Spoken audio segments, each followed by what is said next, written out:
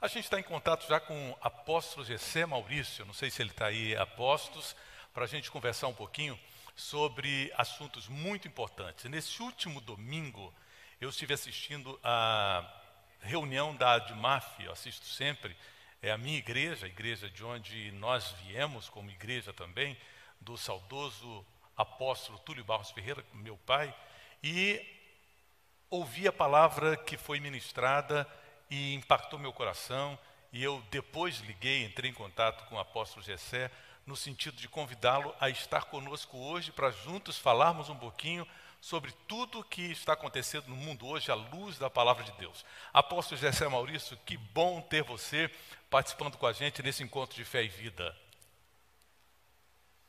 Bispo Moisés, imagine com que alegria, com que felicidade, com que honra eu aceito esse convite para participar juntos. Eu quero mandar um beijo para toda a querida família Manuel Church, Igreja Manuel aí nos Estados Unidos, igreja pela qual eu tenho um carinho muito grande, seu ministério.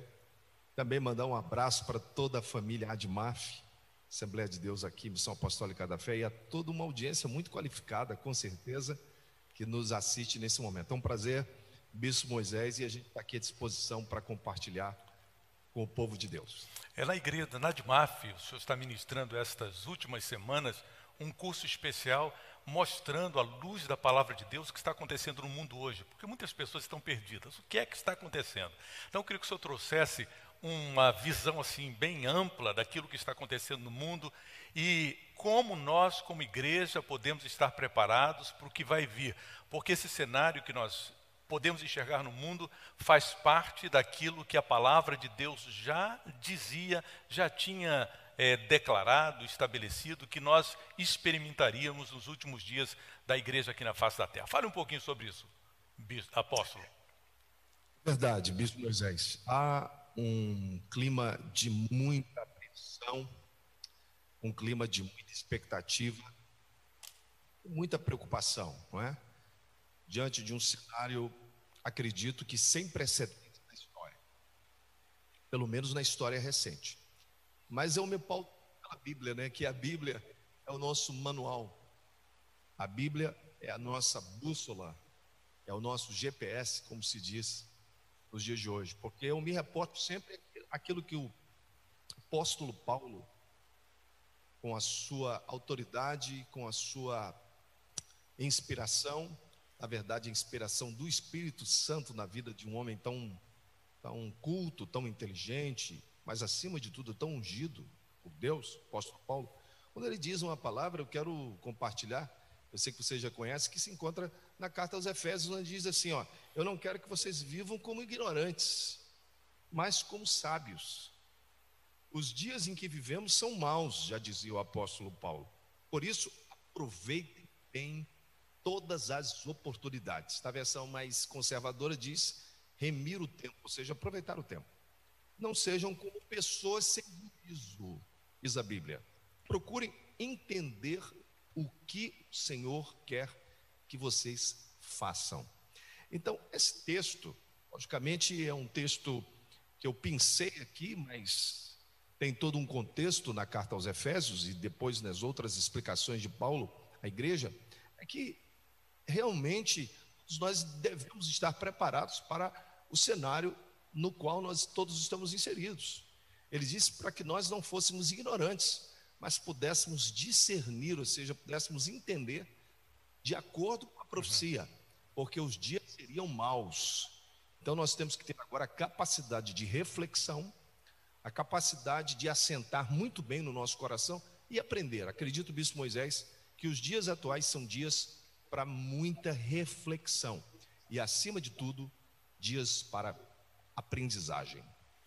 Exato, e na sua ministração o senhor falou das guerras que nós enfrentamos, da guerra que nós estamos envolvidos, porque muitas pessoas, por alguma razão, não param para perceber que nós estamos debaixo do intenso ataque do inimigo. Quando a gente olha, e por incrível que pareça, eu acompanho as notícias do Brasil, acompanho as notícias da Europa, aqui dos Estados Unidos, e o cenário é exatamente o mesmo. São os mesmos problemas acontecendo a nível mundial, talvez pela globalização, e muita gente esqueceu que nós estamos debaixo de um ataque do maligno que quer destruir a nossa vida, nossa família, nossas estruturas, nossas emoções. E essas guerras estão sendo travadas e algumas pessoas estão vendo os acontecimentos, vendo as notícias, mas não sabem exatamente como se situar dentro desse contexto. O que o senhor nos diz a respeito disso? É verdade, desde a época da igreja primitiva, a igreja já enfrentava determinadas batalhas.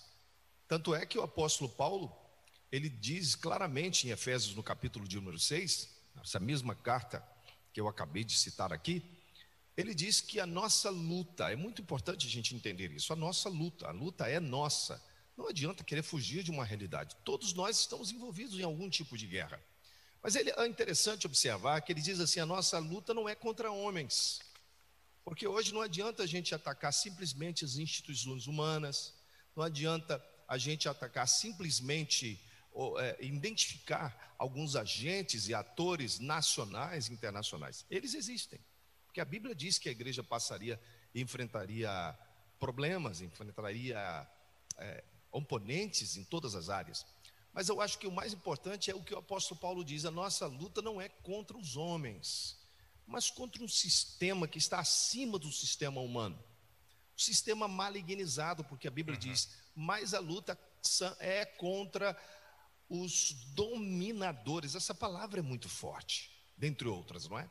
Dominadores do mundo tenebroso, ou seja, do mundo mergulhado em trevas, no mundo que está socialmente envolvido numa escuridão, as pessoas não sabem o que fazer. A ciência médica também ainda não tem respostas a todas as perguntas. O nosso avanço tecnológico, por maior que tenha sido nos últimos 50, 60 anos, não tem sido suficiente para apresentar as devidas soluções para a humanidade. Então nós só podemos nos reportar realmente à palavra de Deus, porque a Bíblia mesmo nos ensina que o Senhor, Ele conhece o final antes do princípio. Então o quadro é real, é uma guerra travada, e os dominadores do mundo tenebroso têm uma influência, porque a Bíblia diz que esses dominadores, eles têm uma linha de conexão com os filhos que a Bíblia chama os filhos da desobediência, que operam segundo digamos assim, as intenções malignas. A gente não quer espiritualizar, mas essa é a grande verdade. A Bíblia diz: o curso deste mundo anda de acordo com essa linha espiritual. Eu diria que todas as coisas que acontecem no mundo físico, Bispo Moisés, e todos os nossos amigos, todos os nossos irmãos, elas são resultado, as coisas do mundo espiritual, são resultado das coisas que acontecem no mundo acima de nós, no mundo invisível. Então, o mundo físico, ele recebe o impacto direto do mundo espiritual, ou seja, dos dominadores do mundo tenebroso. Então, as notícias, o que acontece no mundo hoje tem uma influência maligna. O que o senhor nos diz sobre essa pandemia? Qual a origem? É simplesmente uma questão de um vírus que surgiu em algum lugar, está se espalhando, ceifando vidas?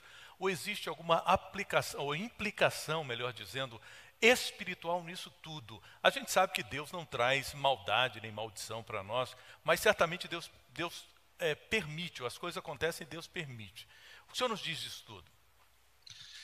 Olha, eu aprendo com a Bíblia Sagrada, a palavra de Deus, que há coisas que Deus permite, mas não quer. Há coisas que Deus quer, mas não permite. Porque essa questão de vontade permissiva, essa expressão que se usa muito no meio evangélico, no meio religioso, isso na verdade é uma contradição. Vontade e permissão. Uma coisa é vontade, outra coisa é permissão. Então, é lógico que se Deus está no domínio de todas as coisas, Ele está permitindo. E nós sabemos muito bem que as coisas acontecem no mundo, muitas vezes, não são a plena vontade de Deus. Porque Deus, conforme o próprio Filho, o Messias, o Filho amado de Deus, declarou quando esteve aqui na terra, que Ele não veio para destruir as almas dos homens. Deus não quer destruir as almas dos homens. Então eu acredito que essa pandemia é algo que não é um juízo de Deus, mas uma permissão divina, sim.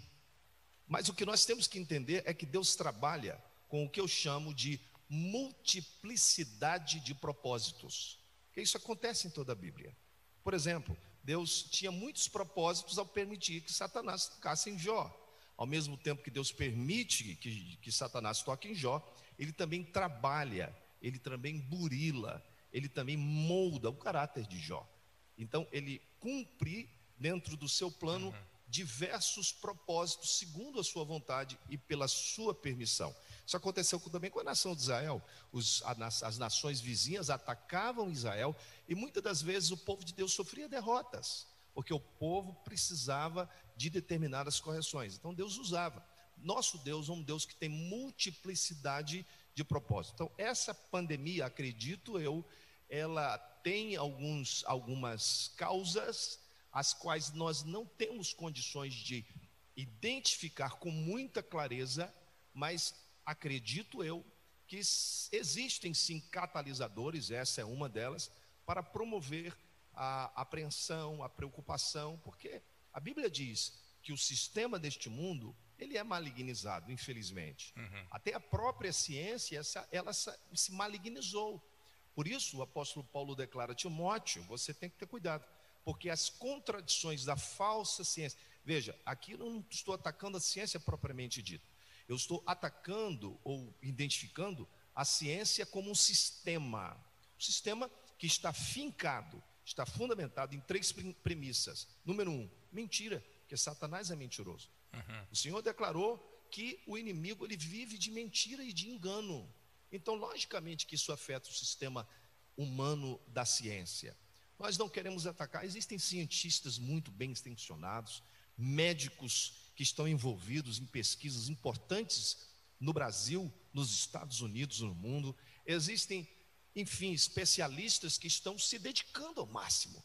Mas a gente sabe que o mundo tem uma influência espiritual. Então eu acredito que essa pandemia é algo realmente sem precedentes na história, porque ela afetou a indústria, ela afetou o comércio, ela afetou a economia, ela afetou o turismo e o mais perigoso e danoso é que ela afetou os princípios da afetividade. Eu costumo sempre dizer que a passagem do mundo palpável para o virtual é bonito à primeira vista, mas existe um preço muito alto para ser pago. Inclusive a própria igreja, nós ultimamente, todos nós, devido a essas circunstâncias adversas, nós passamos a cultos não presenciais, a virtuais, o que é bom, serviu por um tempo, mas não responde àquilo que nós precisamos. Nós precisamos da comunhão, do aperto de mão, do abraço, faz parte da nossa estrutura. O senhor acha que, pelo que o senhor está vendo, essa pandemia trouxe um impacto permanente nessa questão para todos nós? Essa, Bispo Moisés, acredito eu humildemente, com a minha visão espiritual, que é uma das interrogações muito grandes, porque o grande perigo é a permanência, é tornar as medidas preventivas escravizantes, asfixiantes, porque o ser humano não foi criado para estar aprisionado. Ele não consegue. Ele consegue ficar 2, 3 meses, mas depois não dá. Tem que romper. Isso é um princípio de Deus. Deus criou o ser humano, o senhor sabe muito bem, com o princípio da liberdade. Ele tem que ter liberdade. Então, quando essa liberdade é ameaçada, ela se torna perigosa. Mas o grande problema é que as pessoas estão muito fragilizadas emocionalmente, porque o medo paralisa, o medo realmente é paralisante, ele afeta até mesmo a nossa saúde, nosso sistema imune, e as pessoas ficam com medo, então se tornam escravos ou escravas, digamos, de quando se evoca o princípio da precaução e do cuidado à vida. Em nome desse princípio, não se pode ferir aquilo que de mais precioso a humanidade conquistou, e principalmente o cristianismo, a liberdade individual. Eu vejo que muitas pessoas, inclusive dentro do seio da própria igreja, existem grupos diferentes que pensam diferentes e essa polarização na política, nas questões sociais, etc., tem levado a uma divisão. O senhor acha que o inimigo está se aproveitando desse momento para trazer problemas entre nós, divisão, separação? Porque cada pessoa tem um lado nessa questão toda. A gente vê a própria ciência, ela não tem um lado só, né? Você vê um Verdade. médico diz uma coisa, outro diz outra, a Organização Mundial de Saúde diz uma coisa, depois tira aquilo que disse. Então está uma verdadeira confusão, ninguém sabe como agir. Só acha que o inimigo está se aproveitando desse momento para trazer essa confusão para a Terra, porque todo o planeta foi afetado de uma forma ou de outra. Eu tenho convicção de que é verdade, o inimigo tem se aproveitado o que nós chamamos, o que eu chamo, e alguns estrategistas com certeza, chamam de guerra de quinta geração. A guerra de quinta geração, ela vem exatamente para dividir. Porque, na verdade, as pessoas têm que acordar que nós não estamos lutando por causa de um sistema, de uma ideologia política. Não, é muito mais profunda a situação. As causas precisam ser examinadas com muito carinho, com muito cuidado, para que a gente não se envolva, não é, realmente em divisões. Então, acima ou além das questões políticas, pessoais e ideológicas, tem uma atuação do maligno. Então, a igreja precisa entender que é o momento de nós nos reunirmos em torno dos princípios do cristianismo, dos princípios que foram ensinados pelo nosso Senhor, que foram realmente passados por Deus para nós, desde o cristianismo em si, como também o judaísmo, ou seja, os grandes princípios de Deus no início da era bíblica. Então a igreja precisa entender que precisamos nos unir em torno das causas do Evangelho, das causas de Cristo, dos princípios do amor, como disse, da afetividade, da proximidade, e não deixar que essa guerra de quinta geração, dela nós sejamos vítimas e saiamos derrotados. Diga-me, fale um pouquinho sobre essa guerra. Eu estou interessado em saber sobre essa guerra, porque muitas pessoas nem sabem que estão em guerra, porque estão vivendo a sua vida e fazendo as suas coisas, cumprindo o seu propósito, indo ao seu trabalho, tendo seu entretenimento, tendo seu momento na igreja, adorando a Deus, mas não entenderam ainda que a coisa é muito mais complicada e mais profunda. Existe uma tentativa de sequestrar nossas emoções, de tirar nossos filhos de Deus, de trazer ideologias que são contrárias à palavra de Deus. Como é essa guerra aí de quinta geração? Exato, nós podemos entender, inclusive com a própria Bíblia, não é? Nas revelações das guerras que aconteceram no passado, inclusive quando você, Bispo Moisés, diz que algumas pessoas não estão se dando conta que estão envolvidas nessa guerra, realmente o triste não é não ter a capacidade de enxergar as verdades. Triste é fingir que elas não estão acontecendo. Então nós precisamos entender que as guerras estão acontecendo. As guerras de primeira, de segunda, de terceira e quarta geração já se sucederam. Temos exemplos disso das guerras bíblicas, onde se predominava o domínio das massas, quem tinha mais dominava os territórios. Depois a gente passa para a guerra de segunda geração, que foram marcadas pelo poder de fogo, ou seja, você imobiliza o oponente com um ataque, não é? Com uma força, com um arsenal militar. E depois vêm as outras tropas e ocupam o território.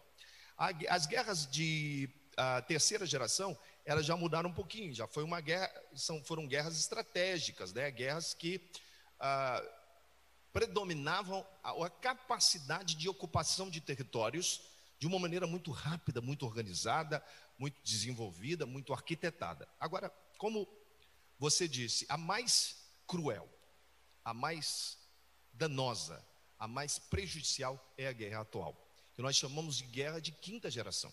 Por quê? Porque a guerra de quinta geração, ela não tem espaços geográficos definidos, elas não têm campos de batalha previamente estabelecidos.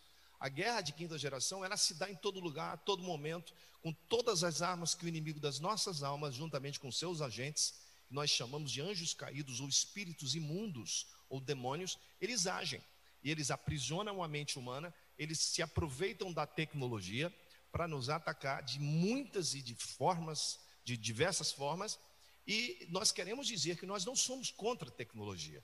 Tecnologia é um instrumento extraordinário que, quando bem usada, como tudo na vida, é um instrumento, uma ferramenta excepcional. Por exemplo, nós estamos aqui fazendo essa live internacional por causa da tecnologia.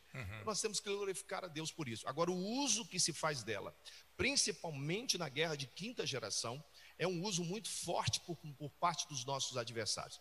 Porque a tecnologia, ela te captura, ela entra, ela captura as tuas informações, ela te domina, ela te aprisiona, ela passa processos mentais neurolinguísticos, ela passa processos de cativar a tua mente, a tua atenção.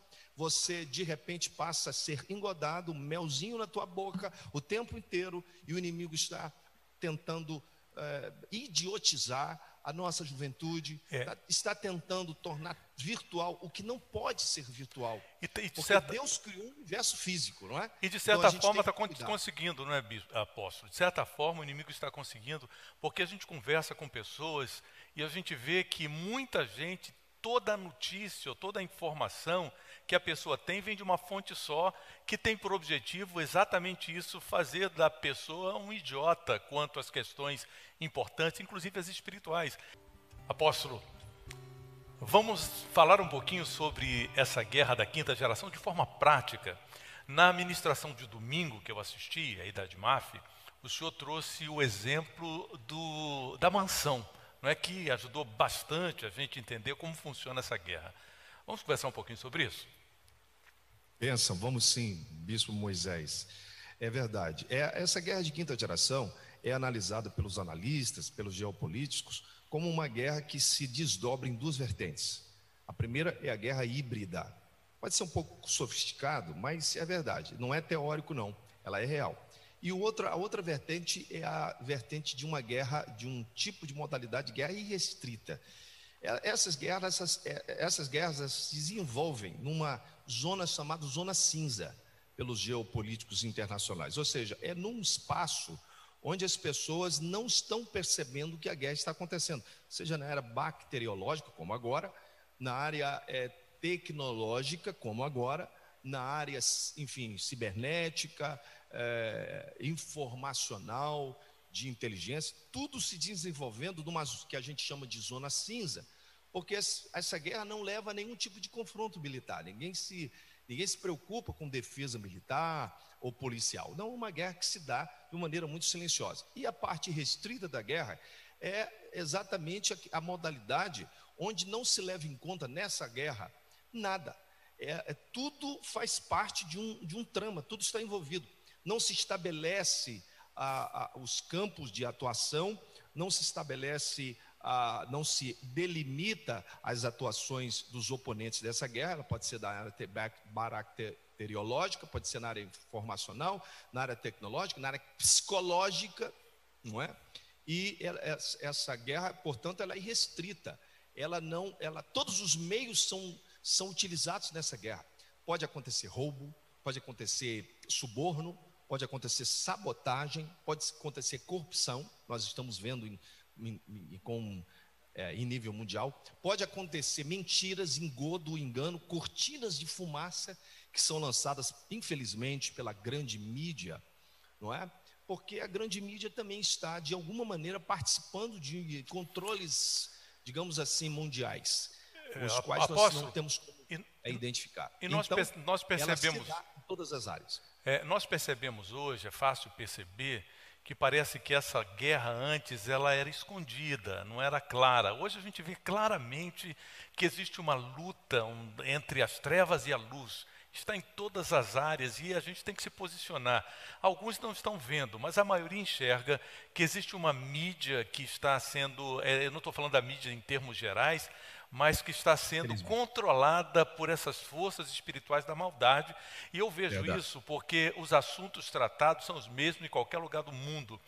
São muitas causas que aparentemente parecem ser benéficas, mas sempre tem uma mentira lá por baixo, tem um engano lá por baixo, tem uma corrupção, tem alguma coisa por trás.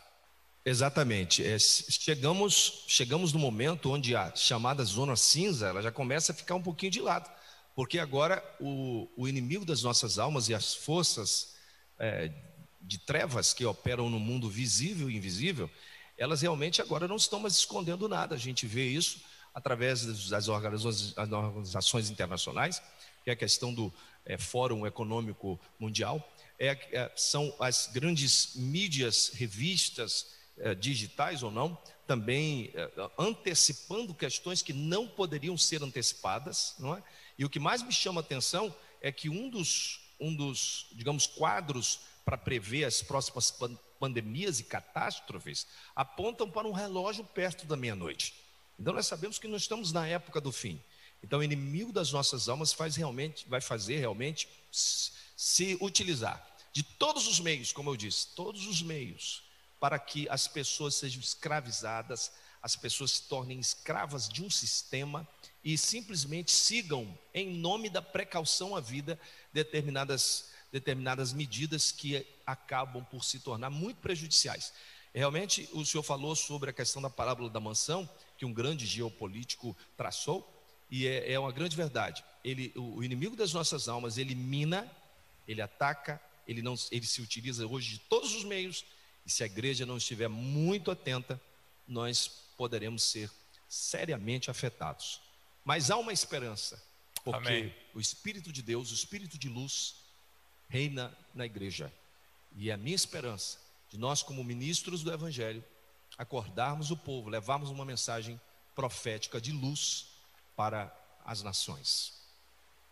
Nessa parábola da mansão, a gente vê que, não sei se seria possível contá-la rapidamente, nós vemos que a forma como o inimigo toma conta do espaço na vida dos nossos filhos, na nossa vida, na nossa história, nas questões do nosso país, etc., é lenta, não é nada feito assim de forma intensa, mas lentamente, e nós vamos sendo anestesiados pouco a pouco e sem perceber, a gente vai se tornando presa desse sistema malignizado. É verdade. A parábola da mansão foi muito bem traçada pelos estrategistas geopolíticos e eles estão realmente enxergando e retrata é uma metáfora, mas que retrata uma grande realidade. O inimigo ele vem muito sutilmente, não é? Ele vem se fingir amigo do dono da mansão, porque ele quer se apossar dos bens do mais forte, no caso ali financeiramente, tecnologicamente, e ele chega se fingindo de amigo, trazendo comida, trazendo uma pizza, um bolo, um refrigerante, um suco, mas dentro desses elementos ele colocou um veneno, não é? Um veneno de baixo impacto, mas de efeito agudo, para que aos poucos o seu opressor, aliás, o seu oponente fosse deprimido, fosse atingido, fosse fragilizado. É mais ou menos o que a gente vê nos dias de hoje. É um tipo de guerra. A guerra da quinta geração, um tipo que se retrata nessa parábola, é muito forte, é muito real. Então ele vem, começa a sabotar todas as dependências dessa mansão e atinge o dono da mansão, com vários ataques de diversas formas. O caso está simbolizado pelo veneno.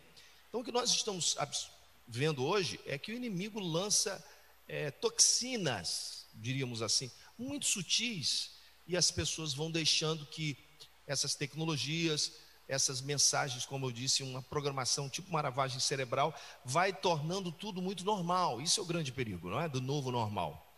E então se apossa psicologicamente, se apossa mentalmente das pessoas, e as pessoas vão se deixando dominar e a situação vai se deteriorando, vai se complicando cada vez mais, sabota a internet da casa, ou seja, o dono fica sem informações, vive da narrativa daquele outro. Isso que está acontecendo hoje. Nós, se não tivermos cuidado, vamos viver de uma narrativa que pode ser contada de maneira enganosa, e a gente fica totalmente aprisionado e condicionado àquela informação. Então, a parábola da mansão diz exatamente isso. Todos os ataques, em todas as frentes, para nos paralisar, para nos deixar fragilizados, principalmente na nossa área emocional. Então o inimigo vem, se aproveita, captura a mente dos jovens, captura a mente das pessoas que estão em casa e fazem delas, infelizmente, reféns do medo, das grandes fobias e dos grandes problemas psicossomáticos. O que fazer para a gente fugir dessas narrativas? Porque O tempo todo, as mídias e todos os elementos estão tentando contar uma história que nem sempre a história é verdadeira.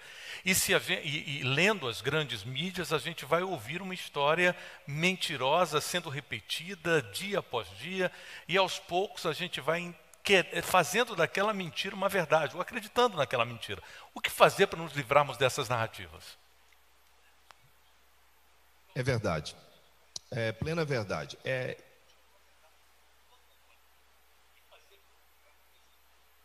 verdade. A parábola da mansão, ela fala exatamente sobre isso, não é? Quando se sabota a internet, sabota o modem ali, e o dono já fragilizado, já atingido pelos venenos, pelas toxinas, isso realmente retrata o que está acontecendo, porque o controle das informações vem de fora e nós ficamos realmente aprisionados.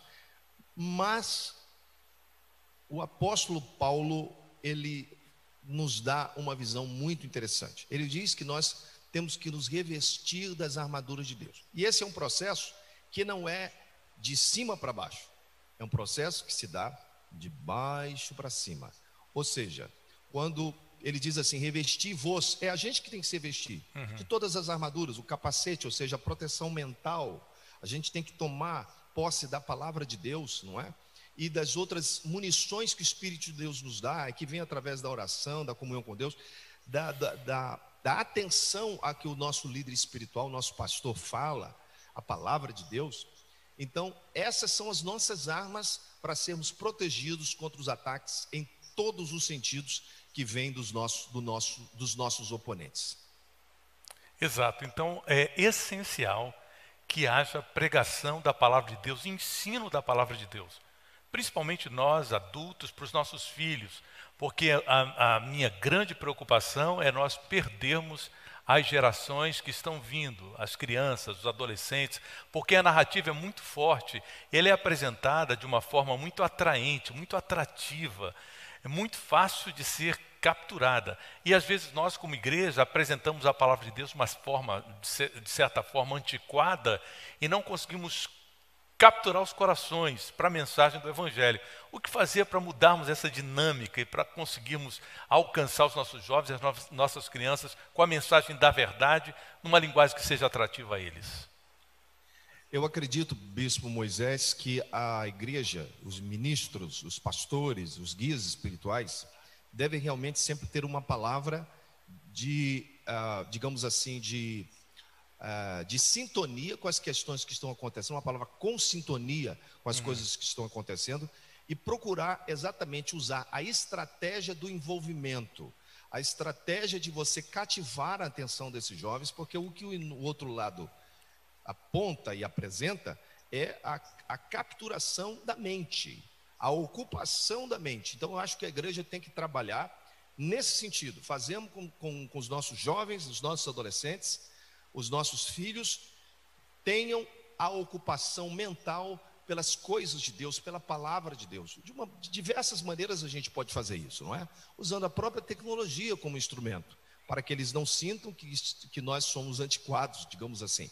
Então, nós devemos envolver os jovens, nós devemos ocupar a mente deles com a palavra de Deus e com tudo aquilo que Deus coloca em nossas mãos, usando as mais variadas ferramentas. Porque a área mental capturada realmente é um terreno que não se conquista mais. É preciso haver, na verdade, uma intervenção do Espírito de Deus e uma orientação, uma iluminação por parte do Espírito Santo, para que nós, como líderes e como pais, venhamos a acompanhar, dar uma atenção e procurar ocupar a mente deles com as coisas de Deus. A instrução, o ensino da palavra de Deus é Exatamente. Um ponto que eu acho essencial nessa nossa luta. E eu vejo que a minha percepção é que nós, adultos, cristãos, muitas vezes a gente não entra nessas questões com mais profundidade, não acompanha as mudanças tecnológicas para saber o que os nossos filhos, o que os nossos adolescentes, o que os nossos jovens estão vendo. Porque muitas vezes, quando a gente fala e eles estão tendo uma narrativa diferente da nossa, a percepção que eles têm é que nós não somos relevantes, é que aquilo que nós estamos apresentando não é o que está acontecendo no mundo. Como se a igreja vivesse numa bolha e nós não estivéssemos percebendo os movimentos que estão acontecendo aí fora. O que fazer para mudar isso? Para que a gente entenda a narrativa lá fora e para que possamos pontuar essas questões de forma clara com os nossos jovens e os nossos adolescentes, para que eles não sejam capturados por essa narrativa e não conheçam outro lado da história. O que fazer? Exato. Segundo a Bíblia, que é a nossa orientação magna, né? A nossa carta magna, ela nos dá estratégias em todas as áreas. Eu acredito que o que o senhor falou, bispo Moisés, é de extrema importância, a instrução, a palavra, o acompanhamento. Agora, tudo isso tem que combinar com uma atitude de amor, de carinho, de atenção, para que eles também não se sintam coagidos com as suas escolhas diárias muito afetadas. Nós temos que ir com a palavra, né? Mostrar que o mundo virtual não é um mundo real. E que esse mundo virtual, ele pode trazer seríssimos danos à saúde deles, à saúde mental deles, não é? Procurando passar isso para eles. A Bíblia mesmo já diz que a palavra dos mais experientes, o ensino dos mais antigos é muito importante nesse momento. E o mais importante é que isso seja passado com amor, não é? Passado com clareza, para explicar que o mundo virtual não é o real. O mundo virtual, ele é virtual, o próprio nome já diz. Quando eu acredito, nós fazemos isso pela ação do Espírito de Deus, acredito sim piamente que a mente deles pode ser protegida e pode ser mobilizada para coisas boas, para os princípios da palavra de Deus. Com certeza Deus vai agir. Quando você, pai, quando você, pastor, estiver orientando seu filho, não serão apenas os seus argumentos. Haverá uma força sobrenatural do Espírito Santo, eu creio nisso, Amém. que vai te ajudar e vai ajudar os seus jovens e adolescentes a saírem desse formato, a saírem dessa caixa e verem as realidades muito patentes que estão diante dos olhos de todos nós. Uma palavra, vou colocá-la um pouquinho numa situação um pouco complicada, talvez, a questão política. A gente percebe que existe um esforço, e os nossos amigos, nossos irmãos também percebem, que existe uma tentativa de alguma forma, fazer a igreja irrelevante, inclusive no terreno legislativo e até no judiciário. A gente vê que existem alguns movimentos no sentido de impedir a nossa liberdade de culto, a nossa liberdade de proclamar o Evangelho, de alguma forma limitar o nosso alcance, principalmente porque o número de cristãos é grande, são quase que na sua maioria conservadores. O senhor está vendo algum perigo nesse sentido da nossa liberdade de religião, de adoração, de proclamar Jesus? Existe um movimento, parece, pelo menos eu sinto que existe um movimento no sentido de nos limitar dentro dessa narrativa do mundo malignizado. Eu tenho certeza que isso realmente é uma realidade, e eu posso falar em nível de Brasil. Nós estamos passando pelo que eu chamaria de vácuo institucional. Existe uma crise estabelecida nas instituições, e nós não queremos atacar jamais as instituições, mas nós temos que bradar contra determinadas ações dos instituídos. Não queremos que as instituições sejam rompidas, mas queremos que os instituídos respeitem a Constituição maior. No caso aqui, a Constituição da República Federativa do Brasil, que prevê a liberdade de culto, a liberdade do pensamento, a liberdade de opinião, de expressão. Essas cláusulas que os juristas chamam de cláusulas pétreas, não podem ser atropeladas, não podem ser rasgadas. Isso precisa ser protegido. Agora, isso acontece por um movimento, por uma força de resistência. Dentro dessa força de resistência está a igreja, que precisa cumprir a sua missão, se posicionar. O apóstolo Paulo se posicionava também como cidadão. Quando ele foi ali atingido, os seus direitos de cidadão romano foram rompidos, ele disse: vocês não podem fazer isso porque eu sou cidadão romano. Ele evocou o princípio da cidadania.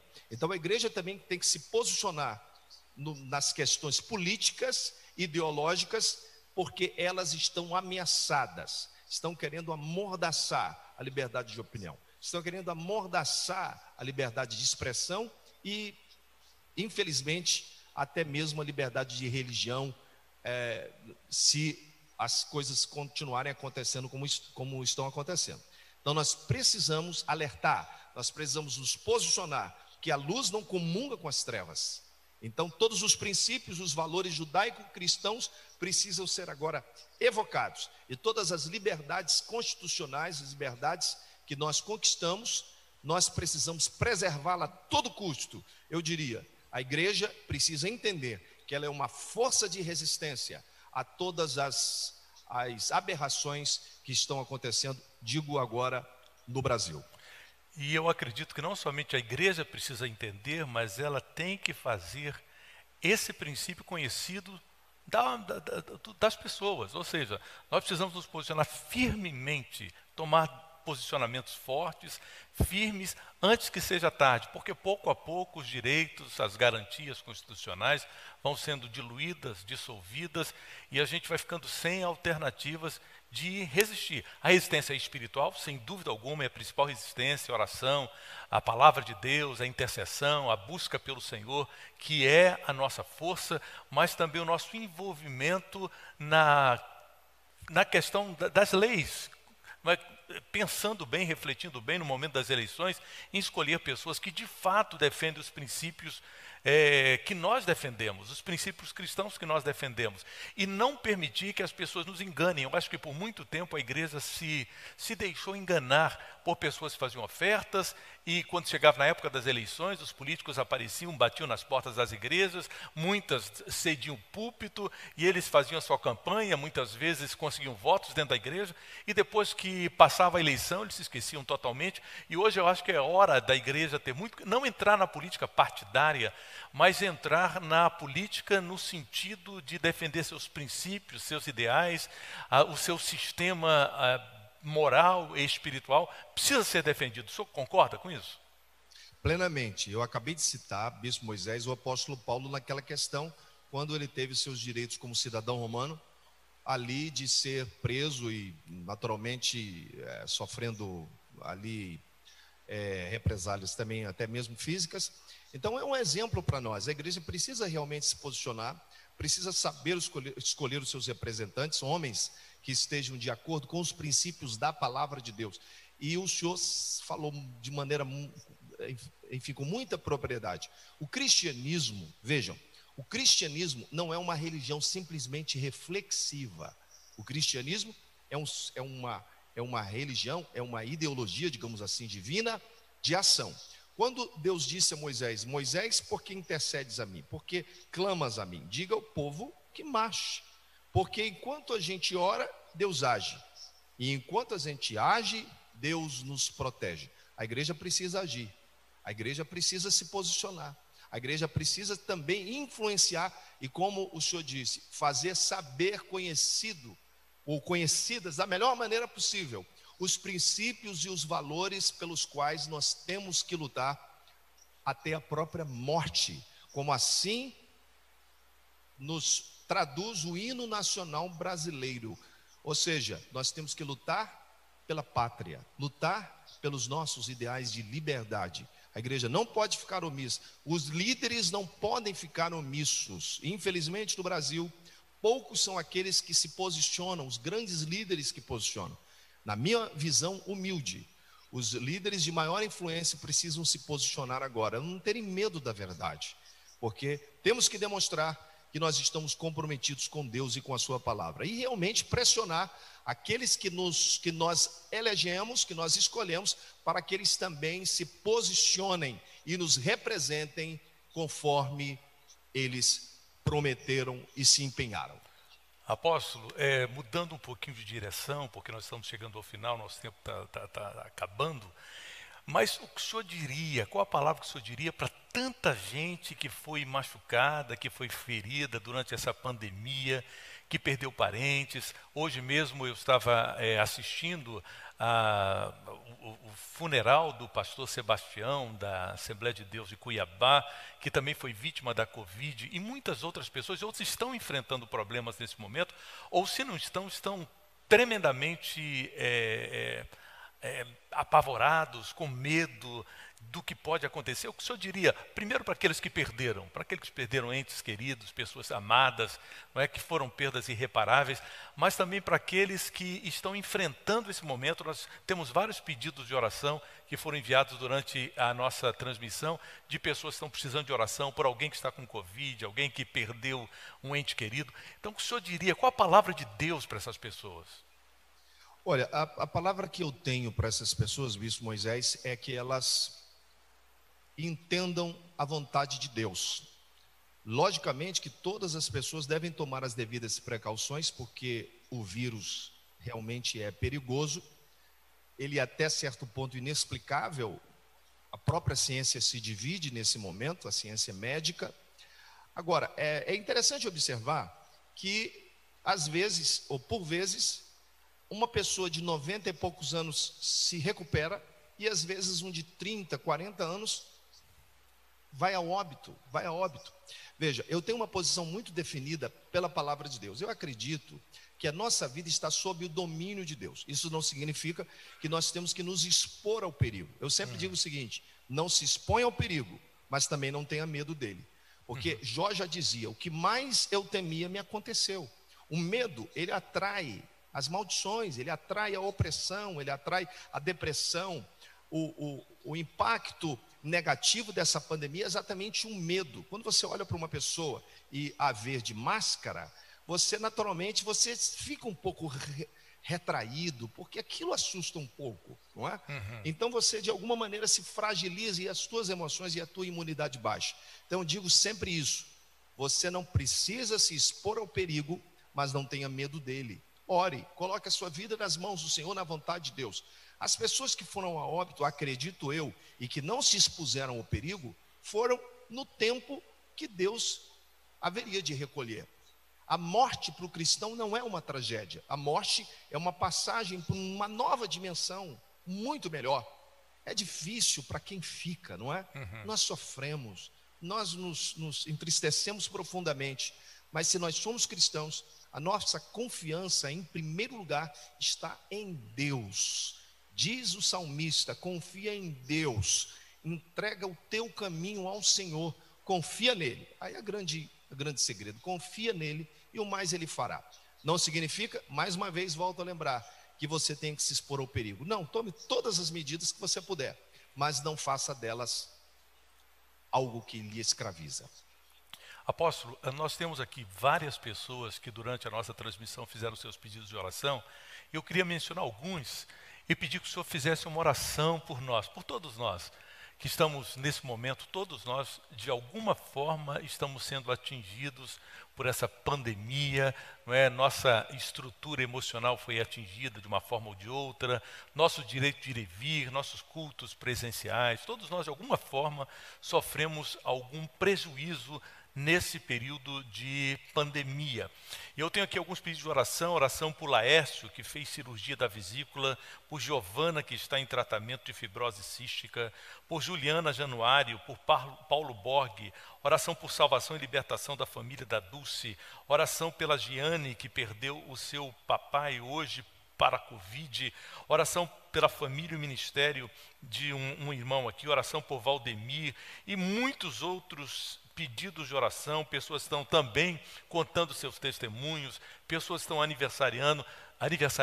É uma mistura de vitórias e também de complicações. E nós queríamos que o senhor orasse nesse momento, abençoasse as nossas vidas, os nossos participantes hoje, membros, pessoas que estão assistindo de várias partes do mundo. Eu vejo gente aqui do Brasil, do sul do Brasil, do nordeste do Brasil, aqui dos Estados Unidos, até de outros países da Europa, que estão assistindo a nossa ministração. Então, ore por nós, pastor.